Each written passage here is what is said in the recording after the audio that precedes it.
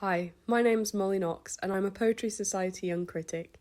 Today I'll be reviewing When It Rained for a Million Years by Paul Farley, shortlisted for the 2025 T.S. Eliot Prize. In his opening poem, Farley asks, "Can we not just listen for a minute?" What follows is a surprising and beautiful uncovering of what time is lost when a sound becomes so sustained we cease hearing it.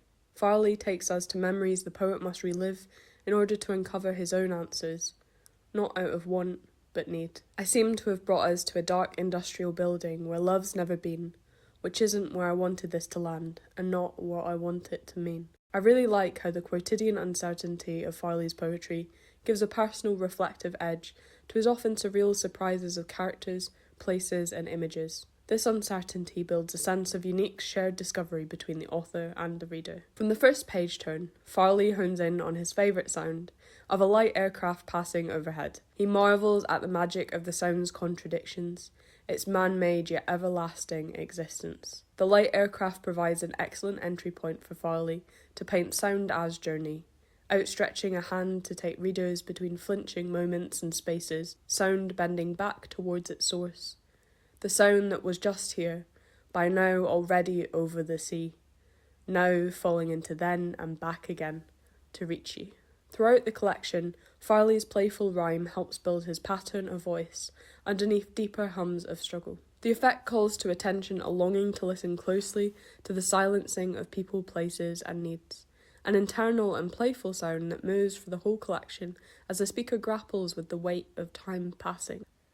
Often sound has the power to cut through the pace of a poem, yet make no noise at all. In Guide, the mapping of summer streets and sun-struck emptiness are disrupted by a man who is shouting at nothing, and in Turkeys, the volume of sound mirrors the collapsing of daytime, as Christmas fast approaches for a democratic flock. Farley presents these moments with a comedic bleakness that saves the book from becoming overwhelmingly downbeat. Although Farley illustrates the haunting futility of sound in moments of discomfort, he scatters casual humour which feels moving and sincere. A sense of fruitlessness and removal permeate the collection. Whilst motifs of air and journey persevere, Farley presents images of light, heat, water, time and sound as breakable and removable. Where there is use, support or clarity to facilitate living and its constant motion, needs are met with sudden disrepair and loss of meaning. A timetable stood at a blasted bus stop, repeating it, until your word was a thing, mouthed into cold air, all its meaning gone. Across many working lifetimes, resources needed to live disappear. Whilst Farley scorns King Carbon for his greed and hoarded capital for waking on a bed of coal, he constructs incisive memories, recounts entire cities going without light. Farley describes how again and again civil unrest is sent to bed like a child, without its own agency or coming to light. In Great Northern Driver, Farley's repetition of "say" as a refrain calls the reader to consider a hypothetical speech which breaks down the passage of time. Say you're standing at the edge of this water when the world was young. Say it breaks the surface of our age. Say it overdubs the sound of what's to come, not tonight but soon, and sends a ripple through your heart.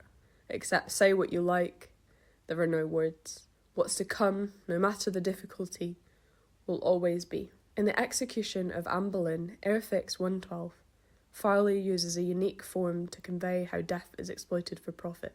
The poem features an action figure of Anne Boleyn facing the death penalty. The surprising commodification of a tragic historical figure is a morbid reflection of how time passing removes sensitivity to death. By deconstructing the body, clothes, and objects, Farley paints a bleak yet strangely amusing portrait of respect for the dead conflicting with capitalism. Overall, Farley reflects on an unnerving necessity to work in life's most difficult moments of limited time and great loss. The speaker of poems must confine their identity to their work. For the speaker and usher, their real role is to move between different realities and know where all the exits are. Usher is one of my favourite poems from this collection. It's a dreamlike sequence written after influential Argentinian poet Ricardo Zelarayán, which references images from the Great Salt Flats. This poem recounts time spent as a cinema usher after the death of the speaker's father, and feelings of existing outside running time. Despite grief, work must be performed by the speaker to support himself. Each stanza is inspired by a different film and conjures a devastating normality of performing labour after familial loss. The bluntness of "this is my first fatherless job" preceding "die hard" plays on this cruel humour of living as usual whilst grieving.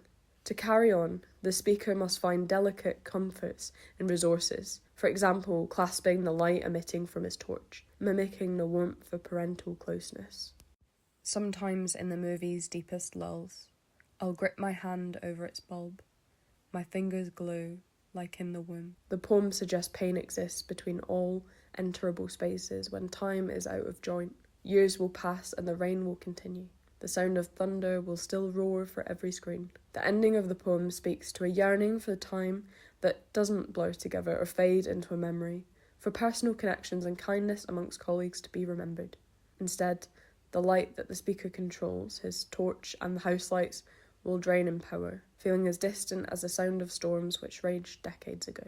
The speaker is resigned to an existential realisation. He will forget yet another blip in his finite time, whilst memories are eaten by work. Years will pass. I'm going to forget this. When It Rained for a Million Years is a masterclass in motifs, which unpick unknowable spaces with unblinking surprise and elegance. You could spend a million years rereading this collection and find yourself stumbling into new rooms and sounds each time. This collection is an answer to what kind of room should lie at the difficult heart of things.